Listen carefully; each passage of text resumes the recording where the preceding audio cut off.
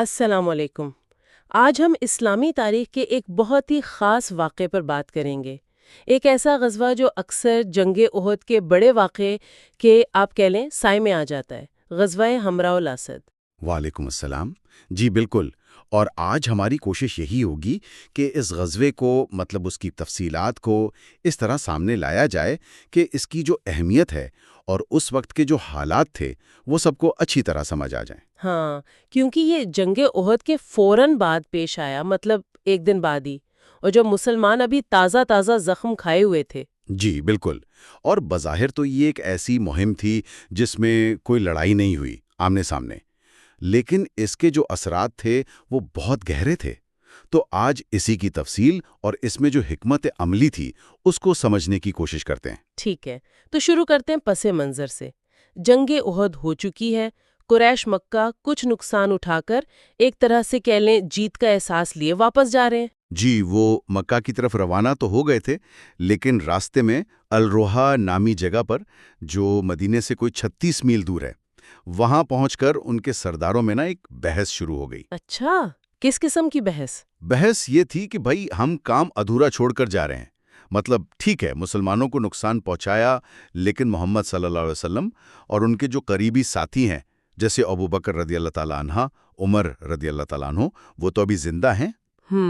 تو انہیں ڈر تھا کہ یہ لوگ پھر سے طاقت پکڑ لیں گے۔ بالکل، ان کا خیال تھا کہ یہ لوگ دوبارہ منظم ہو جائیں گے اور ہمارے لیے مستقل خطرہ رہیں گے، تو سوچا کہ کیوں نہ واپس پلٹا جائے۔ یعنی یہ خیال آیا کہ ابھی موقع ہے، مسلمان زخمی ہیں، شاید تھکے ہوئے ہیں، حوصلے پست ہوں گے، چلو مدینہ پر ایک اور حملہ کر کے قصہ ہی ختم کر دیں۔ جی بالکل، یہی سوچ تھی۔ ابو سفیان جو اس وقت لشکر کا کمانڈر تھا، وہ خاص طور پر اس خیال کا حامی تھا۔ وہ کہہ رہا تھا کہ ہمیں ان کو مکمل ختم کیے بغیر واپس نہیں جانا چاہیے۔ ان کا خیال تھا کہ احد نے مسلمانوں کی ہمت توڑ دی ہے۔ یہ تو بہت خطرناک منصوبہ تھا۔ اچھا، تو ادھر مدینہ میں کیا صورتحال تھی؟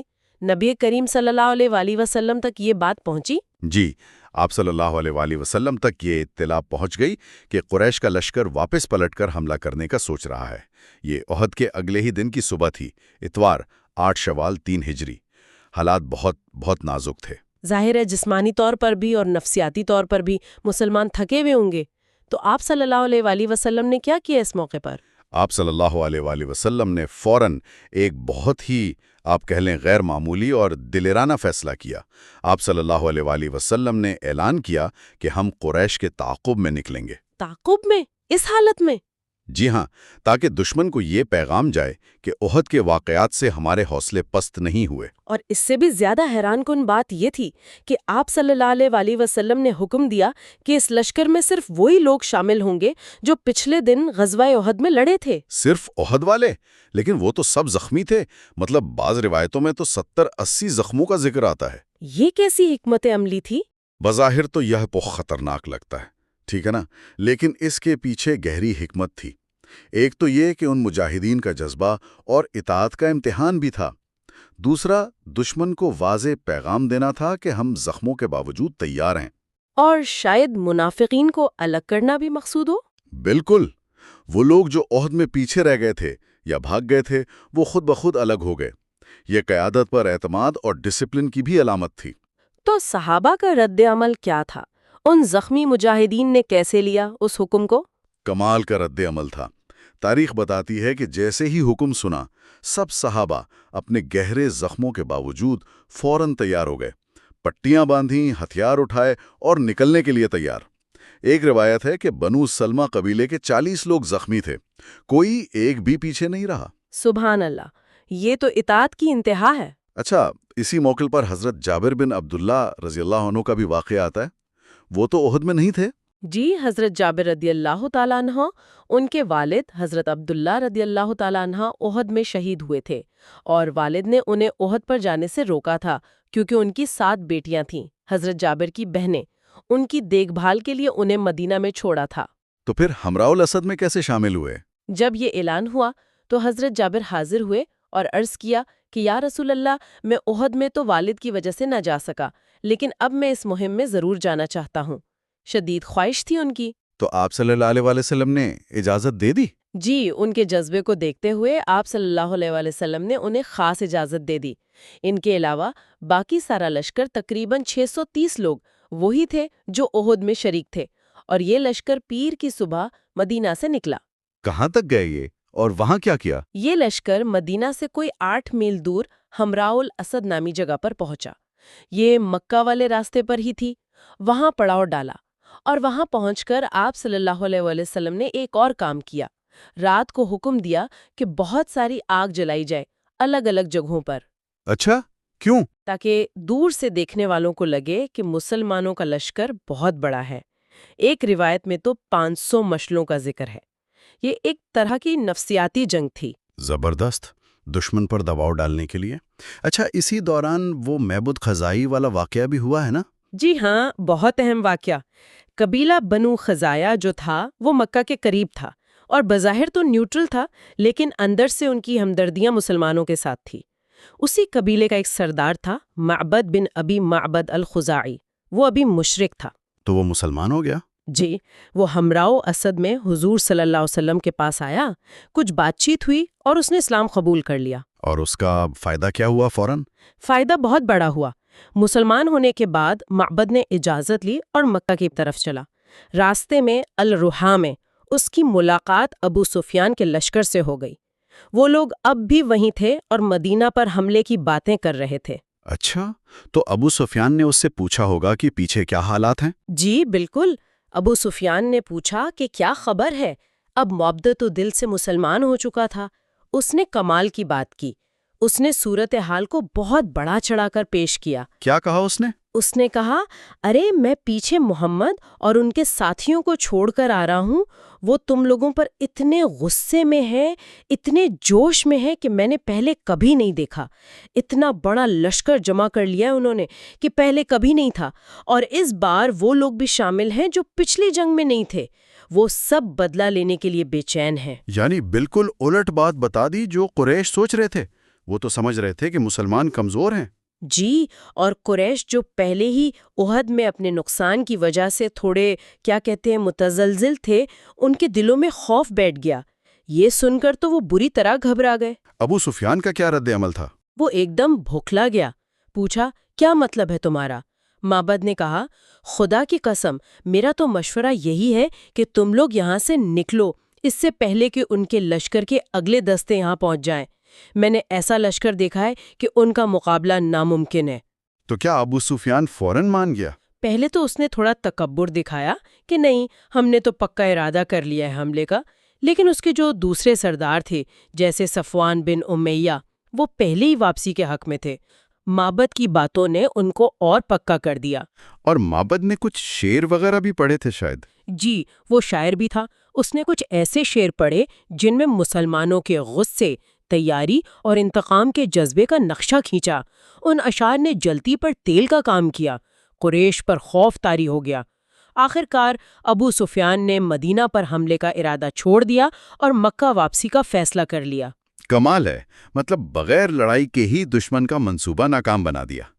لیکن ابو سفیان نے جاتے جاتے بھی کچھ کیا تھا نا؟ ہاں، جاتے جاتے ایک چال چلی۔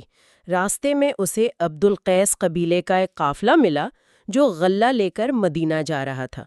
ابو سفیان نے انہیں لالچ دیا کہ اگر تم مدینہ جا کر یہ افواہ پھیلا دو کہ قریش بہت بڑا لشکر لے کر آ رہے ہیں، ان کا مقابلہ ممکن نہیں، تو میں تمہیں مکہ پہنچنے پر بہت ساری کشمش دوں گا۔ مقصد تھا مسلمانوں کو ڈرانا؟ جی، ان کے حوصلے پست کرنا۔ تو کیا یہ قافلہ پہنچا مدینہ؟ اور وہاں کیا ہوا؟ جی، یہ قافلہ حمراء الاسد پہنچا اور ابو سفیان کا پیغام مسلمانوں تک پہنچایا۔ خوب بڑا چڑھا کر بتایا قریش کی طاقت کے بارے میں۔ تو مسلمان ڈر گئے؟ بالکل نہیں، یہاں ان کے ایمان اور توکل کا امتحان تھا۔ جب یہ خبر حضور صلی اللہ علیہ وآلہ وسلم اور صحابہ تک پہنچی تو کسی پر کوئی خوف طاری نہیں ہوا۔ سب نے ایک زبان ہو کر پورے اطمینان اور یقین سے فرمایا، حسبنا اللہ و نعم الوکیل۔ ہمیں اللہ ہی کافی ہے اور وہ بہترین کارساز ہے۔ سبحان اللہ۔ جی، یہ آیت پھر سورہ آل عمران کا حصہ بنی۔ یہ تھا دشمن کی نفسیاتی جنگ کا جواب، کامل بھروسہ اللہ پر۔ اس کے بعد مسلمان وہیں رہے حمراء الاسد میں؟ جی، مزید 3 دن تک پیر، منگل، بدھ وہیں خیمے لگائے رکھے، رات کو آگ جلاتے رہے تاکہ دشمن پر دھاک بیٹھی رہے۔ قریش کا انتظار کرتے رہے، لیکن قریش تو بھاگ چکے تھے۔ ان 3 دنوں میں کوئی اور خاص بات ہوئی؟ 2 واقعات کا ذکر ملتا ہے۔ ایک تو ابو عزا شاعر پکڑا گیا۔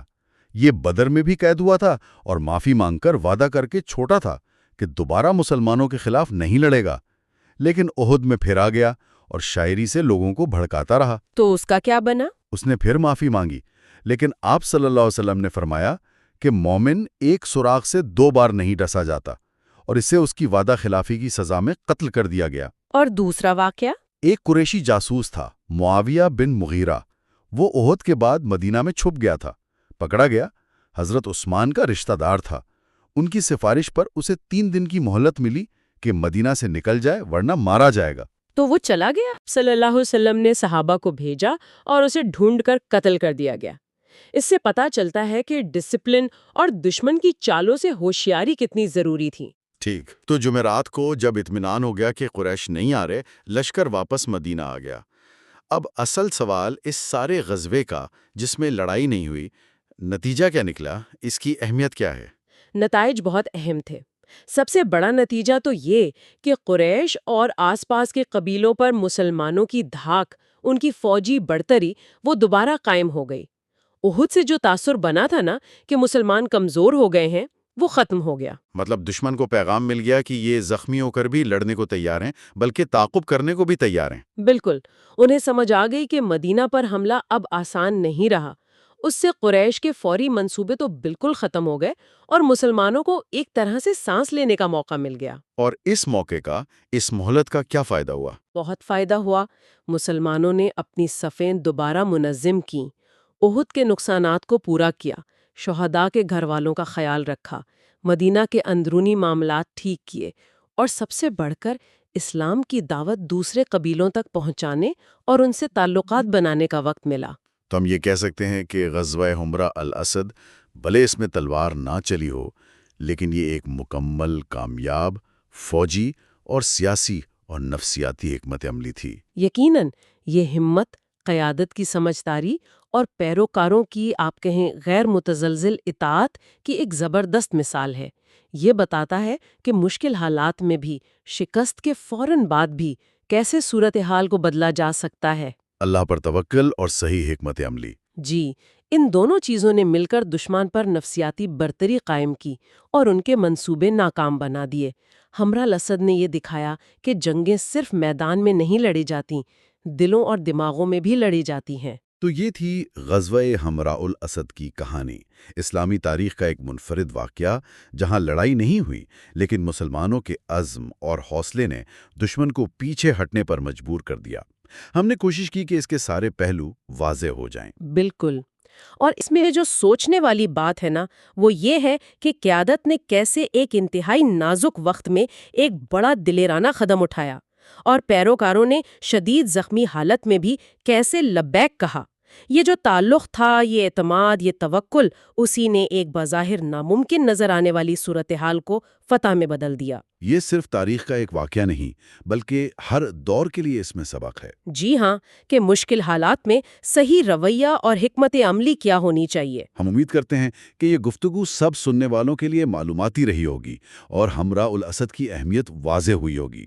آخر میں سب سے گزارش ہے کہ اگر آپ کو یہ کوشش پسند آئی تو ہمارے چینل کو ضرور سبسکرائب کریں اور اس گفتگو کو دوسروں تک بھی پہنچائیں تاکہ تاریخ کے یہ اہم سبق زیادہ سے زیادہ لوگوں تک پہنچیں۔ جی ضرور شیئر کریں تاکہ سب اس سے کچھ نہ کچھ سیکھ سکیں۔ بہت شکریہ۔ اگلی نشست تک کے لیے اجازت۔ اللہ حافظ۔ اللہ حافظ۔